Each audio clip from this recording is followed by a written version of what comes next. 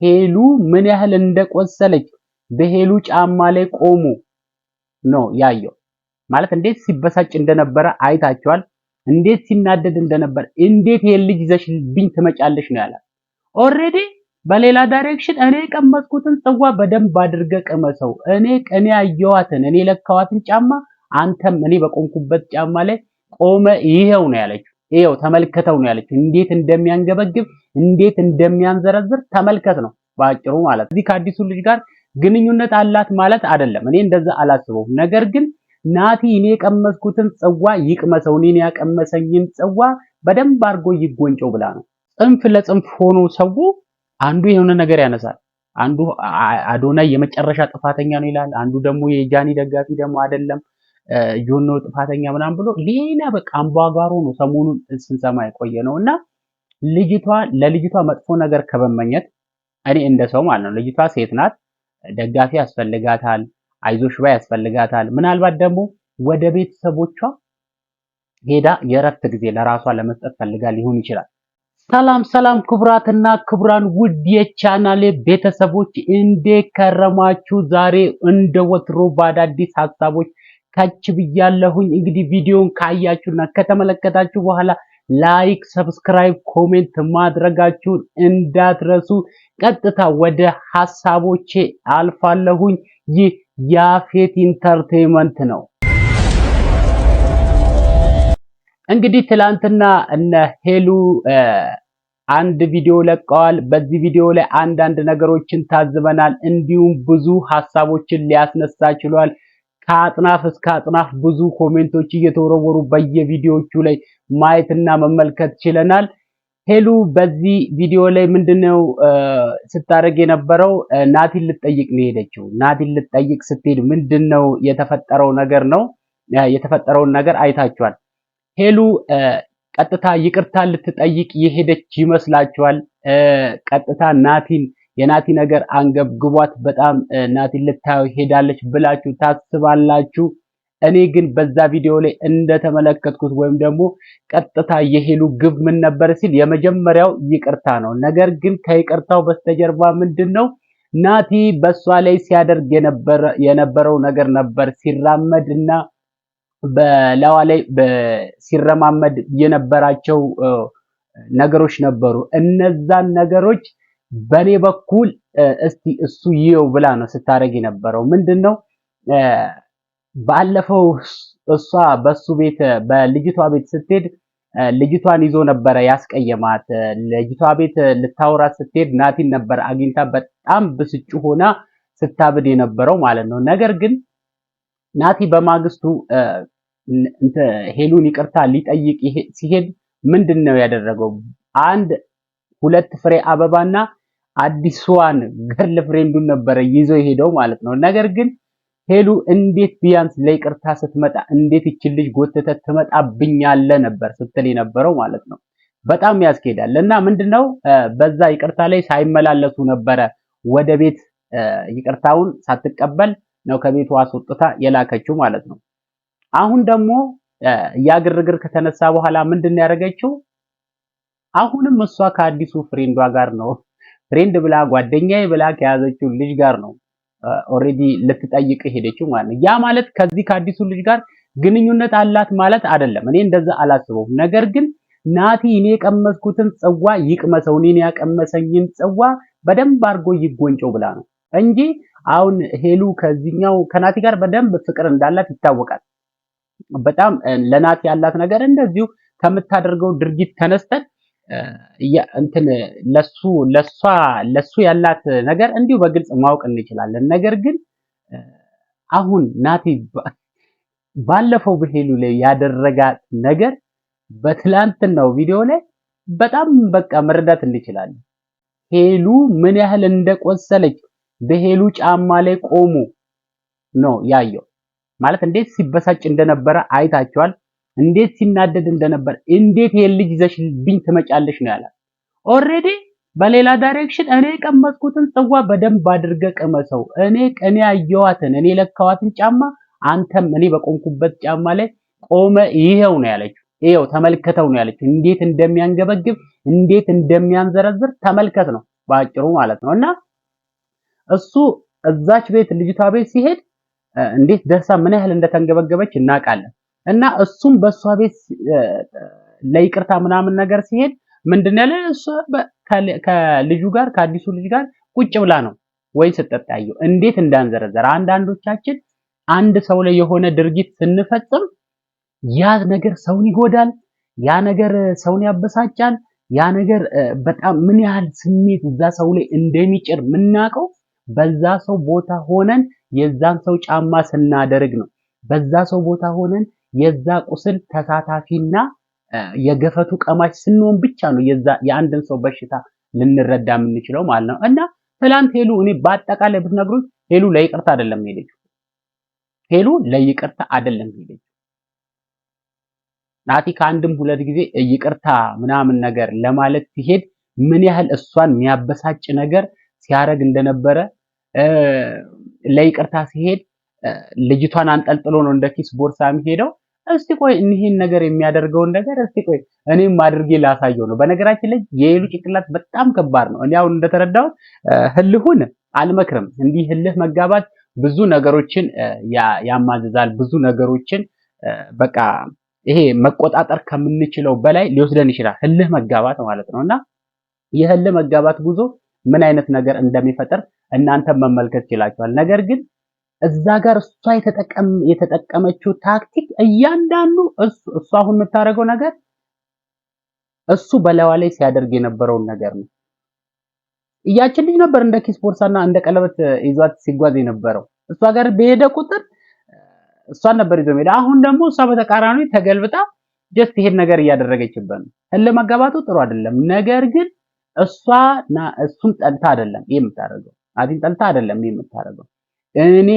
እኔ የተራመድኩበትን መንገድ እሳቱን መንገድ እስቲ እሱም ይውና ከዛ በኋላ እንዴት እንደሚያንገበገብ ሲያውቀው ከዛ በጠረጴዛ ዙሪያ ቁጭ ብለን እናወራለን የሚል እሳቤ ነው እሷ ጋር ያለው እንጂ እንደዚህ ለክፋት ጠልታው ምናምን ነገር አይደለም። ብትጠላውማ ማለት ነው ቀጥታ ኦሬዲ ለይቅርታ መምጣት አያስፈልግም፣ አትመጣምም።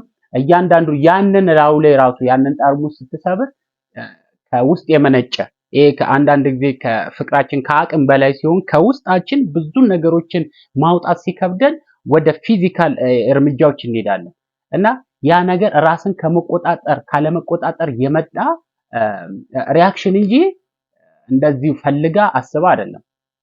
እና ኦሬዲ እዛ ጋር እሱ በደረሰበት ነገር አዝናለች። ግን እዛ ጋር ብታዝንም ይሄ ልጅ ይዛ የምትሄደው ልጁ ይሄ አዲሱ ልጅ ወዳ ወይም ደግሞ ሌላ ነገር ሌላ ሪሌሽን ለመጀመር ነው ብላ አላስብም። እንደዛ አይነት ነገር ታስባለች ብዬ አላስብም። ነገር ግን እሱ እቺን ልጅ አምጥቶ እላዋ ላይ ሪአክት የሚያደርገው ነገር ነበር። ናቲ እቺን ልጅ ይዞ እየመጣ ሪአክት የሚያደርገው ነገር ነበር እና እስቲ ቆይ እኔም ይዤ ላሳየው። በቃ ሰው ይዞ እኮ መምጣት it is already simple ብላ አስባል። it is already simple ቀላል ነገር ነው። ነገር ግን ከይቅርታው በስተጀርባ ሌላ ነገር እንዲማር ነው። ሌላ ነገር እንዲማር ነው። ይሄ ደግሞ ምንድነው? በቃ እኔ ቀመስኳትን ጽዋ እስቲ በሰው ላይ እንዲህ ማድረግ ምን ያህል እንደሚያም ይታመን። በነገራችን ላይ እጥፍ ነው እያደረገች ያለችበት። አሁን ላይ በሰው ላይ የሆነ ነገር ስንሰራ አርቀን በሰው ላይ ጉድጓድ አትቆፍር፣ ስትቆፍር ደግሞ አርቀ አትቆፍር፣ ምክንያቱም አንተ ትገባበታለህና የሚባል ነገር አለ። ስለዚህ እሱ ያደረገው ነገር አለ። እጥፉን ነው አሳድገው ይሄ እንትኑን የመልሶ የደርሶ መልስ ጥቃቱን ሰፋ አድርጋ ነው እንደውም እሷ እየተቀበለች እያሳየችው ያለው ሰፋ አድርጋ ማለት ነው። እና እዛ ጋር እያንዳንዱን ነገር የሚመላለሱት ነገር ወደ ሌላ መጥፎ ነገር እንዳያደርስ እንደው ሄሉም አሁን እሱ የተረዳበት መንገድ በቃ ጥፋቱን ያጠፋበትን መንገድ እስከዚህ ድረስ በቂ ነው ብዬ ነው የማስበው። በቂ ነው ብዬ ነው የማስበው እና ከዚህ በኋላ ለሚሆነው ወይም ደግሞ ለሚኖራችሁ ሪሌሽን ምንድነው መሆን ያለበት?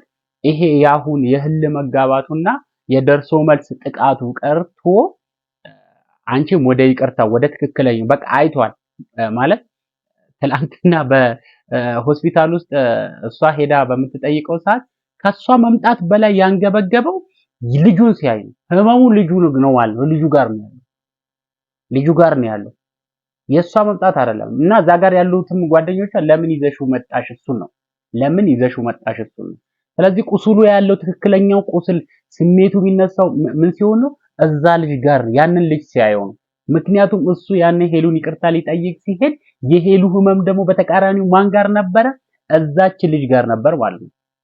ናቲ ይዟት የሚመጣው ልጅ ጋር ነበር ማለት ነው። ሶ እንደ አጠቃላይ እዚህ ጋር መማር ያለብን ነገር አንዳችን በአንዳችን ላይ የሆነ ቁስል ወይም ደግሞ የሆነ ጥቃት የሆነ ግፍ ስናደርስ ለከት ቢኖረው ልክ ቢኖረው አንዳችን ወደ አንዳችን የመመለስ እድላችን ሰፊ ነው የሚሆነው። ግን በጣም የምናደርገው ነገር ኤግዛጁሬት ሆኖ በጣም ሰውን የሚያስከፋ አጥንት የሚሰብር ነገር ስናደርግ ግን አንዳችን ወደ አንዳችን የመመለስ እድላችን የጠበበ ነው፣ ሬር ነው በጣም ማለት ነው። ስለዚህ ስናደርግ በግንኙነት መካከል በሁለት ሪሌሽንሺፕ መካከል የሆነ ነገር ሲፈጠር በአጭሩ ነገሮችን በጠረጴዛ ዙሪያ ቁጭ ብለን ምንፈጽምበት ወይም ደግሞ ችግሮችን ምንፈታበት ነገር ቢሆን የተሻለ ነው እና አንዳንድ ጊዜ ደግሞ እንደዚህ በነገራችን ላይ ትልቅ ትምህርት የሚያስተምር ነገር ነው ሄሉ ያደረገችው ብዬ ነው የማስበው። እንዴት ብትሉኝ ያ ድርጊቷን አይደለም እሱን የመታችበት ምናምን ነገር ሳይሆን እሱ የመታችበት አውግዣለሁ በትላንቱ ቪዲዮ ውግዘት ነው እና ያን ያህል ማድረግ አልነበረባትም። በቂው ነው፣ ኬኩ በቂ ነው ያን ያህል እንትን ካለችበት እንጂ ጠርሙሱ ከነጨራሹ ብዙ ነገር አይመከርም።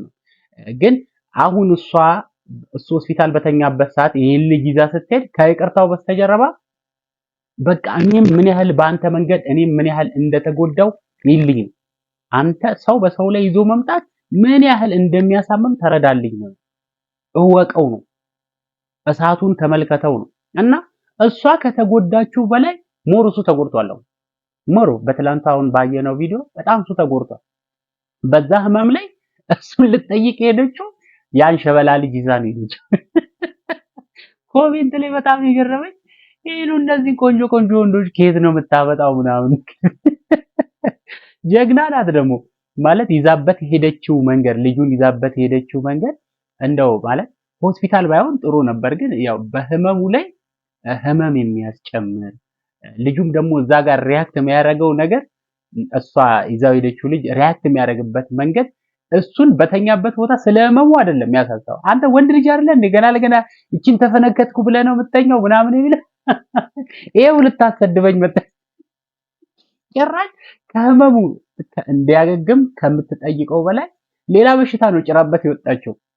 ምክንያቱም እዚህ ይዛው ሄደችው ልጅ ምንድነው ወንድ ልጅ አይደለ እንዴ እቺን ተፈነከትኩ ብለህ ነው እንዴ እንት የምትለው ወንድ ልጅ አይደለ ምናምን ሲል ይሄው ልታሰድበኝ መጣች ምናምን ብሎ ብድ ያለ እንግዲህ በተኛበት ቦታና ያ ምንድነው ከህመሙ በላይ ህመም ጨምረውበት ነው የመጡት። በነገራችን ላይ መጠየቅ አይደለም እኔ ኤክስኪውዝ ሚ ልትር ሳይሆን ይቅርታ ልጠይቅ ሳይሆን ተረዳው እኔ ነበርኩበትን ቁስል ያሳለፍኩትን እንትን ተረዳው የሚል ነው በቃ ዋና መልእክቷ እሷ እዛ ጋር የተላለፈው ነገር ማለት። ስለዚህ ይሄ እንትኑ ቀርቶ የደርሶ መልስ ጥቃቱ ቀርቶ ነገሮችን በአጭር ጊዜ ፈታችሁ ሄሉም በአጭር ጊዜ ፈተሽ ይሄ በቃ በቂ ነው። አሁን ናቲ በዚህ መንገድ እዚህ ድረስ እንትን የተባለበት ነገሮችን ጥፋቶችን እንዲማር ያደረግሽበት ነገር እስከዚህ ድረስ በቂ ነው ብዬ ነው ማስበው። ምክንያቱም ከዚህ በኋላ የእናንተ አንቺም ጋር ፍቅር አለ እሱም ጋር ፍቅር አለና ሄሉ እዛ ጋር የምታረጊው ነገሮች በቂ ነው። እስካሁን ያደረግሻቸው ነገሮች በቂ ነው ብዬ ነው ማስበው። ምክንያቱም በእያንዳንዱ ቪዲዮአችሁም ላይ የእንትን የሚለው ነገር በቃ እዚህ ድረስ እዚህ አሁን እናንተ እንትን ያላችሁ አንቺ የሄድሽበት መንገድ ድረስ በቂ ነው። ከዚህ በኋላ በጠረጴዛ ዙሪያ ቁጭ ብላችሁ ችግራችሁን ለአንዴና ለመጨረሻ ፈታችሁ ወደ በፊታችሁ ነገር የምትመለሱበትን ነገር ብታመቻቺ የተሻለ ነው ብዬ ነው ማስበው። ከይቅርታው በስተጀርባ ትልቅ የማስተማር የአሳልፎ እሱ ሲያደርጋቸው የነበራቸውን ድርጊቶች የሚማርበት ጭምር ነው ሄዳ ስታደርግ የነበረው። ስለዚህ እስከዚህ የነበረው ነገር በቂ ነው ብዬ ነው ማስበው እና ከዚህ በተቃራኒ ደግሞ ወይ ከዚህ ሐሳብ ውጪ ሰሞኑን ጃኒ ጠፍታለች እየተባለ በጣም እንትን እየተባለ ነው ያለው እየተወራ ነው ያለው። መወራት ብቻ ሳይሆን በጣም በቃ ሰዎች በቲክቶክ ላይም ወይም በማህበራዊ ሚዲያ ላይ ቁጭ ብለው እንደ አጀንዳ አድርገው ሰሞኑን የሷ በቃ መጥፋት ከአዶናይ ጋር የነበራት ነገር ተመለሺ ይቅርታ ተባብለሽ ችግርሽን ፍቺ የሚል እና ግማሹ በጆን ዳንኤል ጎን ግማሹ ደግሞ በጃኒ ጎን ምናምን ሆኖ በጣም እንትን ይላሉ እና የታዘብኩትን ነገር ነው የምነግራችሁ። ጃኒ ኦልሬዲ ብትጠፋም አንዳንድ ጊዜ በሁለት ሰዎች መካከል የሆነ ነገር ሲፈጠር በጣም ትልቅ ነገር ነው በመሃላቸው የተፈጠረው። ግን እዛ ጋር እሷ አሁን ተጎጂ ነኝ ብላ ስላሰበች ወይም ደግሞ ውስጧ የተፈጠረውን ነገር አናቅም ራሷን ከዛ ከቪዲዮም ወይም ደግሞ ከላይቭም ስታገል ያገለለችበት መንገድ የራሷ ምክንያት ይኖራታል። ምክንያቷ ደግሞ እሷ ጋር ብቻ ነው ያለው፣ እውነቱ እሷ ጋር ነውና ግማሾቹ ራሷን አጠፋች የሚሉ አሉ፣ ግማሾቹ ከሀገር ተሰደደች የሚሉ አሉ፣ ግማሾቹ በቃ ታማ ምናምን ነገር እንዲህ ምናምን ራሷን ደብቃ ነው የሚሉ አሉ። ነገር ግን እኔ በዛ መንገድ ሳይሆን ነገሮችን መረዳት ያለብን ራሷን ትንሽ ጊዜ ረጋ ብላ በጣም ብዙ ነገር ተወርቶባታል። ቀላል ትንሽ የሚባል ነገር አይደለም በእነዚህ ጥንዶች መካከል የተነሳው ማለት ነው። ግን ትንሽ ረጋ ብላ አስባ ምናልባትም ጸበል ሊሆን ይችላል የሄደችው ቁጭ ብላ ቤት ውስጥ ራሷን የምታዳምጥበትን ጊዜ ለራሷ ሰጥታ ሊሆን ይችላል። ስለዚህ አንዳንድ ይሁን አላስፈላጊ የሆነ ሐሳብ እየተነሳ ሰው ሌላ ነገር ሌላው ማህበራዊ ህዝቡ ሌላ አላስፈላጊ የሆነ ነገር እንዲያስብ ጸባጫሪ የሆነ ሐሳብ እያነሳችሁ ዲያሎግ የምታደርጉ ሰዎች ልክ አይደለም። በዚህ መንገድ እሷ ስትጠፋ አይ ራሷን ቁጭ ብላ ማዳመጥ እየፈለገች ይሆናል። በአዲስ መንገድ መምጣት ፈልጋ ይሆናል። እንደምታዩ ከሆነ ቻናሏን ባን ተደርጎባታል እና ያን ነገርም ለማስተካከል አስተካክላ ከዛም ችግር አለብኝ ከምትላቸው ሰዎች ጋር በውስጥ ችግሯን እየፈታች ይሆናል በአካል እየተገናኘች ማለት ነው። እና ለምንድን ነው ይሄን ሐሳብ ያነሳውላችሁ? የእሷ ተከታዮች የእሷ አድናቂዎች ይኖራሉ። የነዛ የና አዶናይ የነ ጆን ምናምን ነገር አድናቂዎች ይኖራሉ እና ጽንፍ ለጽንፍ ሆኖ ሰው አንዱ የሆነ ነገር ያነሳል። አንዱ አዶናይ የመጨረሻ ጥፋተኛ ነው ይላል። አንዱ ደግሞ የጃኒ ደጋፊ ደግሞ አይደለም ጆን ነው ጥፋተኛ ምናምን ብሎ ሌላ በቃ አምባጓሮ ነው ሰሞኑን ስንሰማ የቆየ ነውና ለልጅቷ መጥፎ ነገር ከመመኘት እኔ እንደ ሰው ማለት ነው ልጅቷ ሴት ናት፣ ደጋፊ ያስፈልጋታል፣ አይዞሽ ባይ ያስፈልጋታል። ምናልባት ደግሞ ወደ ቤተሰቦቿ ሄዳ የእረፍት ጊዜ ለራሷ ለመስጠት ፈልጋ ሊሆን ይችላል። ምክንያቱም እንደሷ ቦታ ሆኗችሁ ስታዩት ቀላል የሚባል ነገር አይደለም የተነሳው በመሃላቸው ማለት ነው፣ ያውም በሴት ልጅ አቅም ማለት ነው። ስለዚህ ልጅቷ ምናልባት የጽሞና ጊዜ አሁን ደግሞ ያለንበትም ጊዜ የጾም ወቅት ነው። አንዳችን ለአንዳችን ክፉ የምናስብበት ጊዜ አይደለም። አንዳችን ለአንዳችን መጥፎ ቃላት የምንጠቃቅምበት ጊዜ ሳይሆን ፈጣሪን የምናስብበት፣ አንዱ ከአንዱን ይቅርታ የሚጠይቅበት፣ አንዱን እየሄደ ያጠፋውን ጥፋት ይሄ ነው በድያለሁ ብሎ ወደ ጥሩ መስመር የሚገባበት ጊዜ ነው። ሶ ልጅቷ ምናልባትም ካለው ጊዜ አንጻር ቤተሰቦቿ ጋር ለረፍት ሄዳለችን ብለን ጥሩ ሐሳብ ብናስብ፣ ጸበል ሄዳለች ብለን የሆነ ጥሩ አመለካከት ቢኖረን፣ የሆነ በቃ ለራሷ ብቻዋን ቁጭ ብላ በአዲስ መንገድ ለመምጣትና ቻናሏንም አስተካክላ በነበረው በበፊቱ ቻናሏ አስተካክላ እንደ አዲስ እየመጣች ሊሆን ይችላል ብለን ፖዚቲቭ ኤክስፔክቴሽን የሆነ ነገር ማስቀመጥ ነው ያለብን እንጂ እንደው የሰውን ልብ ትርታ በጣም የሚመታ ነገር በየቻናሉ አያለው። በቃ ላይቭ ላይ አሁን መበያ የሆኑት እነሱ ናቸው እና ከእንደዚህ አይነት ሐሳብ ወጥተን የሆነ የተሻለ ነገር ብናስብ የተሻለ ነው። ልጅቷንም በዚህ መንገድ እንትን ብላችሁ አላስፈላጊ የሆነ የሰው አፍ መጥፎ ነው በነገራችን ላይ አላስፈላጊ የሆነ ነገር ይነሳና ልጅቷ ወደማትፈልግበት የሆነ ሐሳብ ውስጥ እንድትገባ የሚያደርግ ነገር ነው በተለያዩ ማህበራዊ ሚዲያዎች የምናየው። ስለዚህ እባካችሁን እንዲህ የምታስቡ ሰዎች ነገሮችን በጥሩ ነገር አመለካከት አይታችሁ ሌላ አይዲያ ፈልጋችሁ ደግሞ ወደ ሌላ አይዲያ የምትሄዱበትን መንገድ ብታመቻችሁ የተሻለ ነው ብዬ ነው የማስበው። አሁን በዚህ ሰዓት በትላንቱ ቪዲዮ አንስቻለሁ። አዶናይም የራሱን ስራ እየሰራ ነው ጀምሯል። በቃ እሷ ናት የጠፋችው፣ ጆንም በቃ የራሱ ህይወት ላይ ነው ያለው እና እሷን ወደ ጥሩ ነገር እየተወራ ወደ ጥሩ ነገር የምትመለስበትና ሪሌሽኗን የምታደንበትን ከአዶናይ ጋር ያላትን ነገር አድና ወደ ስራዋ የምትመጣበትንና ወደ ግንኙነቷ የምትመለስበትን መንገድ ነው ሁላችንም ማሰብ ያለብን እንጂ እሷ ገና ከትላንት ከመጣላቷ የረዴትን ፎቶ በዚህ መለጠፍ የሰንበዲን ፎቶ በዚህ ለጥፎ በቃ ከዚህ ልጅ ጋር ቻሌንጅ ሪሌሽን ግንኙነት እኮ እንደ ቲማቲም እና እንደ ሽንኩርት ዝም ብለን ገበያ ወጥተን ገዝተን የምንመጣው ነገር አይደለም ወገን። እሱ ከሷ ከመጣላቷ በቃ ከእንትና ጋር ግንኙነት ጀምር እያላችሁ በዛ የሚሉ ሰዎች አሉ። ሁሉም አይደለም። በጣም ጥሩ ነገር የሚያስቡ ሰዎች አሉ። ግን በዚህ መንገድ የሆነ ነገር ለጥፉ፣ በዚህ መንገድ የሆነ ነገር ይለጥፉና በቃ ከዚህ ጋር ቻሌንጅ እናስጀምረው ግንኙነት ይጀምር የምትሉ ሰዎች አሉ። ፍቅር ዝም ብሎ ተራ ነገር አይደለም። እንዴት ሰው እንደሚያየው ግን አንዳንድ ሰዎች እንዴት እንደሚያዩት ስለገረመኝ ነውና በዚህ መንገድ የምታስቡ ሰዎች አቁሙ፣ አድቡ። ልጆቹ ነገ ችግራቸውን በየግላቸው ፈተው የተሻለ ነገር ላይ የሚመጡበትን ነገር እንትን ማለት ነው። በሁለቱ መካከል ለተፈጠረው ነገር እኔ የራሴ ሳይድ ሊኖረኝ ይችላል፣ ሰንበዴ የራሱ ሳይድ ሊኖረው ይችላል። ነገር ግን እንደ ኢትዮጵያዊነት ስናስበው፣ እንደ ጥሩ አስተሳሰብ ስናስበው ሁለቱ በጋራ የራሳቸውን ችግራቸውን ፈተው የሚመጡበትን ነገር መፈለግና ሐሳብ መስጠት እንጂ እንደው ዝም ብሎ ልጁን ወደዛ ሄዶ ከሆነ ሰው ጋር መለጠፍ፣ ከሆነ ሴት ጋር መለጠፍ፣ እሷን ወስዶ ከሆነ ወንድ ጋር መለጠፍ አግባብ አይደለም። ለልጅቷ መጥፎ ነገርም ማሰብ ጥሩ አይደለም ብዬ ነው ማስበው። ስለዚህ እንዲህ አይነት ኔጌቲቭ አመለካከት ያላችሁ ሰዎች ብታድቡ የሚል ሐሳብ ነው ያለኝ። ክቡራትና ክቡራን ውድ የቻናሌ ቤተሰቦች ለዛሬ ይዤላችሁ የመጣሁት ጭብጥ ሐሳብ ይሄን ይመስላል። ባነሳሁት ሐሳብ ላይ ሐሳብ መስጠት የምትፈልጉ ወይም ደግሞ ኮሜንት ማድረግ የምትፈልጉ ሰዎች ከስር ኮሜንት ኦፕሽን ላይ ገብታችሁ ሐሳብ መስጠት ትችላላችሁ። በሚቀጥሉት ቪዲዮዎች እስከምንገናኝ እኔ ከወዲሁ ተሰናበትኩኝ። ይህ ያፌት ኢንተርቴይንመንት ነው።